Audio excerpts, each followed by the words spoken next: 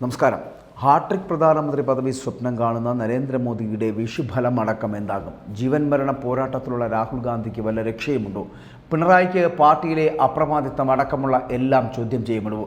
ഒറ്റയ്ക്ക് പട നയിക്കുന്ന വി.ഡി. സതീശൻ അനിഷേധ്യനാകുമോ?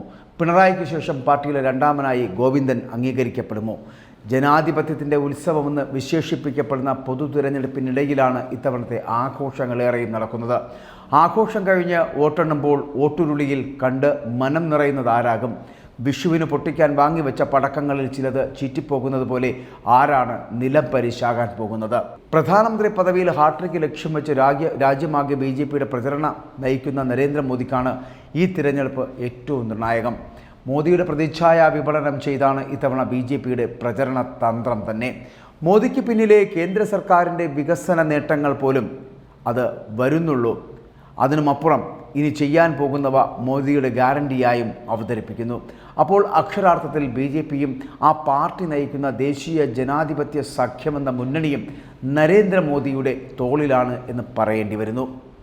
മോദി വിരാട് രൂപം പൂണ്ടു നിൽക്കുന്ന തേർതെളിക്കാൻ അമിത്ഷായും JP നദ്ദയും ഉണ്ടെങ്കിലും മൂന്നാം തവണയും വിജയം ആവർത്തിക്കേണ്ടതിൻ്റെ സമ്മർദ്ദമെന്ന് പറയപ്പെടുന്നത് മോദിക്ക് തന്നെയാണ്. അത്ര കണ്ട് BJP മോദിയെയും മോദി തിരിച്ച് BJPയെയും ആശ്രയിക്കുന്നു എന്നുള്ളതാണ്.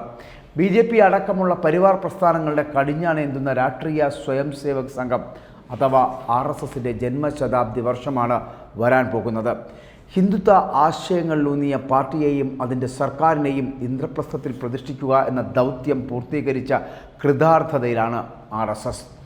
നാഗ്പൂരിലെ ആസ്ഥാനത്തെ ചിന്തൻ ബൈഠക്കുകളിൽ ഉരുവം കൊണ്ട മറ്റു ലക്ഷ്യങ്ങൾ കൂടി പൂർത്തിയാക്കുക എന്നതും ശതാബ്ദി വർഷത്തിൽ RSSൻ്റെ അജണ്ടയാണ്. അതെല്ലാം പൂർത്തിയാക്കാൻ കേന്ദ്രത്തിൽ തുടർച്ചയായി മൂന്നാമതും BJP സർക്കാർ അധികാരത്തിൽ വരേണ്ടതുണ്ട്. സ്വന്തം വ്യക്തിപ്രഭാവത്തിലും ആത്മവിശ്വാസത്തിലും ഊന്നി പൊതു തിരഞ്ഞെടുപ്പിനെ നേരിടുന്ന നരേന്ദ്രമോദിക്ക് മുകളിൽ RSS ലക്ഷ്യങ്ങൾ പൂർത്തിയാക്കേണ്ട സമ്മർദ്ദവുമുണ്ട്. അല്ലാത്തപക്ഷം ചൊൽപ്പടിക്ക് നിൽക്കുന്ന തീവ്ര ആശയങ്ങളുടെ വക്താവായിട്ടുള്ള യോഗി ആദിത്യനാഥിനെ പോലുള്ളവരെ കൊണ്ടുവരുവാനും RSS മടിക്കില്ല എന്നുള്ളതാണ് യാഥാർത്ഥ്യം. അത് മറ്റാരെക്കാളും നന്നായി മോദി എന്ന സ്വയം സേവകന് അറിയുകയും ചെയ്യാം. ഈ കാരണങ്ങളെല്ലാം കൊണ്ട് തന്നെ വിഷുഫലം പ്രധാനമന്ത്രി നരേന്ദ്രമോദിക്ക് ഏറെ നിർണായകമാകുന്നു എന്ന് പറയേണ്ടി വരും. സംഘപരിവാറിൻ്റെ സർക്കാരിൽ നിന്ന് ഇന്ത്യയെ മോചിപ്പിക്കുക എന്ന ലക്ഷ്യത്തോടെ പ്രവർത്തിക്കുന്ന കോൺഗ്രസ് നേതാവ് രാഹുൽ ഗാന്ധിക്കും ഇക്കൊല്ലത്തെ ഫലങ്ങൾ എന്ന് പറയപ്പെടുന്നത് നിർണായകമാണ്. അത് ഡൽഹിയിൽ അധികാരം പിടിക്കുക എന്ന ലക്ഷ്യത്തോട് മാത്രമല്ല, രാഹുലിൻ്റെ മുന്നിലുള്ള അടിയന്തരമായിട്ടുള്ള അജണ്ട എന്ന് പറയപ്പെടുന്നത് പ്രൗഢിയും കരുത്തും എല്ലാം ഗതകാല സ്മരണ മാത്രമായിരിക്കുന്ന കോൺഗ്രസ് എന്ന ഇന്ത്യയുടെ ആത്മാവിനോട് ചേർന്ന് നിൽക്കുന്ന പാർട്ടിയെ പുനരുജ്ജീവിപ്പിക്കേണ്ടതും രാഹുലിൽ നിക്ഷിപ്തമായിരിക്കുന്ന അടിയന്തര കടമകളിൽ ഒന്നാണ്. മുത്തശ്ശി പാർട്ടി എന്ന ദുശാഠ്യം വിട്ട് ഇന്ത്യ സഖ്യമെന്ന കൂട്ടായ്മ നിലനിർത്താൻ പരമാവധി വിട്ടുവീഴ്ച ചെയ്ത് മുന്നോട്ടു പോകുന്ന രാഹുൽ ഗാന്ധിയുടെ BJP വിരുദ്ധ നിലപാടിൽ എതിരാളികൾക്ക് പോലും സംശയമുണ്ടാകില്ല. രാജ്യത്തിൻ്റെ തലങ്ങും വിലങ്ങും നടന്ന് ഐതിഹാസികമായിട്ടുള്ള പ്രചാരണ പരിപാടി പൂർത്തിയാക്കിയിട്ടുള്ള രാഹുൽ ഗാന്ധി BJPയുടെ ഫാസിസ്റ്റ് സമീപനങ്ങളെ ചോദ്യം ചെയ്യുന്നു. പ്രതിരോധിക്കാൻ മുന്നിൽ നിൽക്കുന്ന നേതാവായി സ്വയം പരിവർത്തനപ്പെടുത്തിയിട്ടുമുണ്ട്.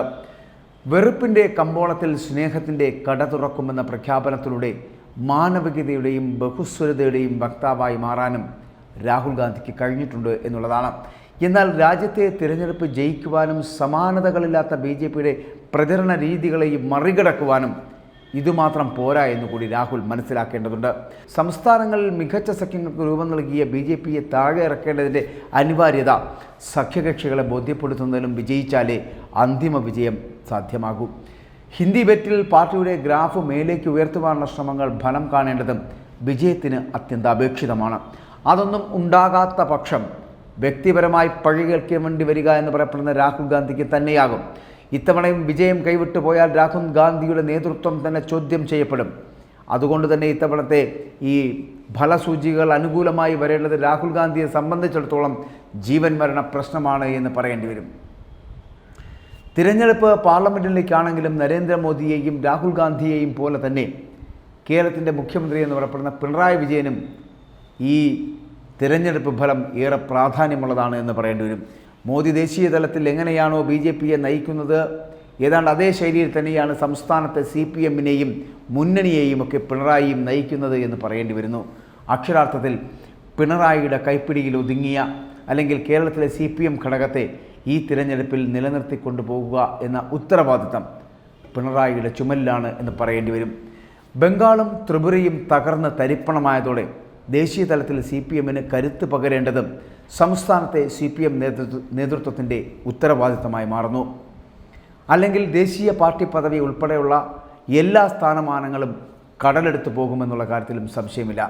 സംസ്ഥാന പാർട്ടിയെയും ഭരണത്തെയും നയിക്കുന്ന നേതാവ് എന്ന നിലയിൽ ലോക്സഭാ തിരഞ്ഞെടുപ്പിൽ കേരളത്തിൽ മാന്യമായിട്ടുള്ള വിജയം നേടേണ്ടത് പിണറായിയുടെ അഭിമാന പ്രശ്നമാണ്.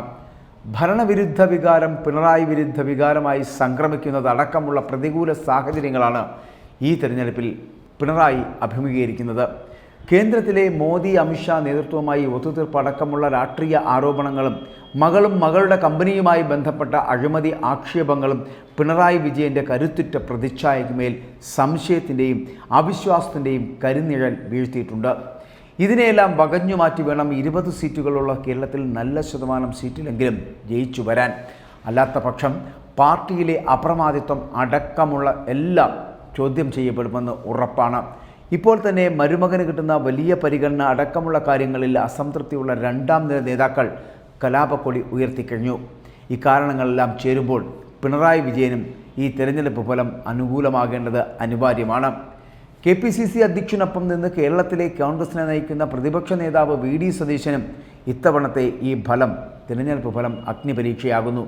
നിശബ്ദമായ കൊട്ടാര വിപ്ലവത്തിലൂടെ രമേശ് ചെന്നിത്തലയെ മാറ്റി പ്രതിപക്ഷ നേതൃസ്ഥാനം ഏറ്റെടുത്ത സതീശന് ലോക്സഭാ തിരഞ്ഞെടുപ്പിൽ കോൺഗ്രസിന് മികച്ച വിജയം ഉണ്ടായേ പറ്റൂ. ഇപ്പോൾ പട നയിക്കുന്നത് സതീശൻ ഒറ്റയ്ക്കാണ് എന്ന് പറയേണ്ടി വരും. മുൻ തിരഞ്ഞെടുപ്പിൽ വിജയത്തിൻ്റെ കൊടുമുടി കയറി നിൽക്കുന്ന മുന്നണി ആ നിലയിൽ നിന്ന് മോശമല്ലാതെ പിടിച്ചു നിന്നില്ലെങ്കിൽ സതീശൻ്റെ നേതൃത്വത്തിനെതിരെ ചോദ്യങ്ങൾ ഉയർന്നുകൊണ്ടിരിക്കും. അത് അടുത്ത നിയമസഭാ തിരഞ്ഞെടുപ്പിലേക്ക് നട്ടിരിക്കുന്ന സതീശൻ്റെ സ്വപ്നങ്ങളെ പ്രതികൂലമായി ബാധിക്കുക തന്നെ ചെയ്യും. അതേസമയം ഫലം അനുകൂലമായാൽ കോൺഗ്രസിൽ അനിശ്ചിതനായി സതീശൻ ഉയർന്നു പോകും. കോടിയേരി ബാലകൃഷ്ണൻ്റെ പിൻഗാമിയായി CPM സംസ്ഥാന സെക്രട്ടറി പദവിയിലെത്തിയ MV ഗോവിന്ദനും ഇത്തവണത്തെ ഈ തെരഞ്ഞെടുപ്പ് ഫലം ഏറെ നിർണായകമാണ്. പാർട്ടിയിലെയും സർക്കാരിലെയും സർവാധിപതിയായി വാഴുന്ന പിണറായിക്ക് ശേഷം പാർട്ടിയുടെ രണ്ടാമനാണെന്ന പദവിയിലേക്ക് അനിശ്ചിതനായി വളരണമെങ്കിൽ തിരഞ്ഞെടുപ്പിൽ മികച്ച വിജയം കൂടിയേ തീരൂ. രാഷ്ട്രീയ ക്യാമ്പയിൻ ഏറെക്കുറെ പിണറായിക്ക് വിട്ടുകൊടുത്തിരിക്കുന്ന ഗോവിന്ദൻ സംഘടനാ കാര്യങ്ങളിലാണ് ശ്രദ്ധിക്കുന്നത് തന്നെ. എന്നാൽ കരുവന്നൂർ പോലുള്ള തട്ടിപ്പുകളുടെ അലയൊലികൾക്ക് തിരഞ്ഞെടുപ്പ് കാലത്തും ശമനമില്ലാത്തതും വിഭാഗീയത പീലി വിരിച്ചാടുന്ന ആലപ്പുഴയും അടിയുടെ വക്കോളം എത്തിയിരിക്കുന്ന പത്തനംതിട്ടയും പാർട്ടി നയത്തിന് വിരുദ്ധമായി BJPയെ പുകഴ്ത്തുന്ന മുന്നണി കൺവീനറുമെല്ലാം MV ഗോവിന്ദൻ്റെ നായകശേഷിയെ ഇപ്പോൾ തന്നെ ചോദ്യം ചെയ്യുന്നുണ്ട്.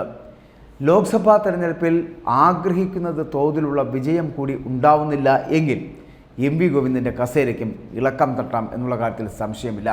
അങ്ങനെ ഈ വർഷം ഈ തെരഞ്ഞെടുപ്പിൻ്റെ ഫലസൂചികൾ നൽകുന്നത് പലപ്പോഴും നമ്മുടെ ഹാട്രിക് പ്രതീക്ഷിക്കുന്ന പ്രധാനമന്ത്രിക്ക് മാത്രമല്ല, പകരം ഇവിടെ ഹാട്രിക് പ്രതീക്ഷിച്ച് ഇനിയും തിരഞ്ഞെടുപ്പിനെ നേരിടാൻ ഒരുങ്ങുന്ന പിണറായി വിജയൻ അടക്കമുള്ളവരുടെ ഹൃദയം വെടിപ്പാണ് എന്ന് പറയേണ്ടി വരും.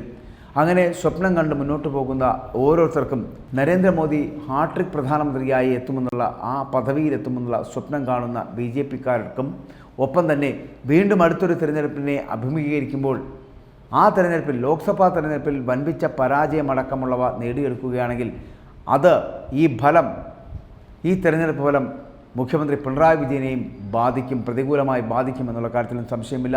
ആ ബാധിക്കലുകൾ എല്ലാ അർത്ഥത്തിലും അത് കോൺഗ്രസിൻ്റെ രമേശ് ചെന്നിത്തലയ്ക്കാണെങ്കിലും VD സതീശനാണെങ്കിലും ഒക്കെ ഒരുപോലെ തന്നെ കുറിക്കുകൊള്ളുമെന്നുള്ള കാര്യത്തിലും സംശയമില്ല. അങ്ങനെ ഈ തിരഞ്ഞെടുപ്പ് ഫലം നൽകുന്ന സൂചനകൾ പലരുടെയും കസേര ഇളക്കുന്നതാണ് എന്ന് പറയേണ്ടി വരും.